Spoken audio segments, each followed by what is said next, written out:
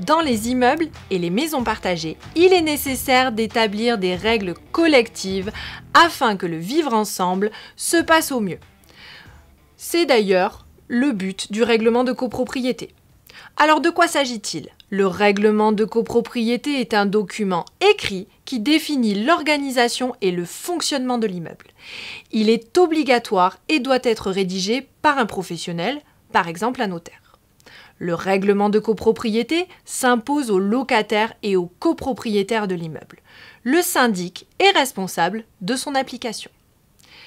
Alors, qu'est-ce qu'il contient ? Tout d'abord, le règlement de copropriété fixe notamment les règles de vie pratiques au sein de l'immeuble. On retrouve ainsi les conditions de jouissance des parties privatives. Par exemple, les autorisations ou interdictions d'accrocher du linge aux fenêtres ou la limitation de travaux à certains jours et horaires. On retrouve également les conditions d'utilisation des parties communes telles que l'usage du garage à vélo ou du garage. D'autre part, le règlement de copropriété fixe la destination de l'immeuble, si c'est un usage professionnel ou un usage mixte, et les limites éventuelles à certaines activités.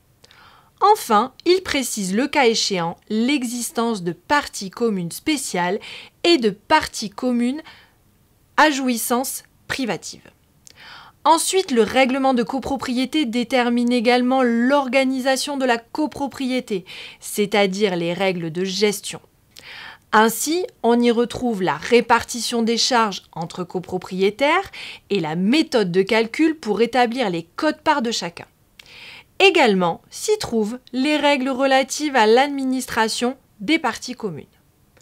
Enfin, on a l'état descriptif de division de l'immeuble identifiant chaque lot de copropriété par numéro suivi des informations relatives à chacun d'eux. C'est en réalité l'inventaire des lots privatifs. L'état descriptif peut être aussi indépendant du règlement de copropriété, mais dans ce cas, il y figure en annexe. Alors comment est-il communiqué ? Une copie du règlement de copropriété doit être remise au copropriétaire du lot et au locataire si le logement est loué. En cas de perte du règlement de copropriété, il est possible d'obtenir une copie auprès de votre bailleur si vous êtes locataire ou d'un autre copropriétaire, notamment membre du conseil syndical, et si vous êtes copropriétaire. Si personne ne peut fournir de copie du règlement, elle peut être demandée au syndic. Toutefois, celui-ci n'est pas tenu d'accepter et peut par ailleurs prévoir une facturation pour rendre ce service. Les frais sont variables en fonction du contrat de syndic. Une copie du règlement de copropriété peut également s'obtenir auprès du service de publicité foncière. La demande est à faire par le biais d'un formulaire qui diffère selon la date d'enregistrement du règlement de copropriété s'il se situe avant ou après 1956. La demande de copie auprès du service de publicité foncière coûte 30 €. Comment est-il modifié ? Toute modification du règlement de copropriété doit être autorisée par un vote en assemblée générale. La question de la modification doit être inscrite à l'ordre du jour de l'assemblée générale. Le vote des copropriétaires diffère selon la nature de la modification.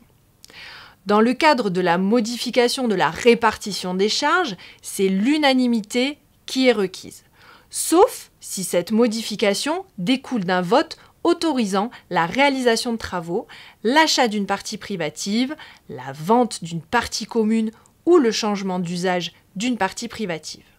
Dans le cadre d'une modification de la destination de l'immeuble, l'unanimité est aussi requise. C'est le cas par exemple en cas de suppression d'une clause d'habitation bourgeoise exclusive visant à permettre l'exercice d'une profession libérale. La modification de l'utilisation des parties communes et privatives se vote à la double majorité. C'est-à-dire qu'il faut obtenir la majorité des copropriétaires de l'immeuble représentant au moins les 2/3 de tous les tantièmes.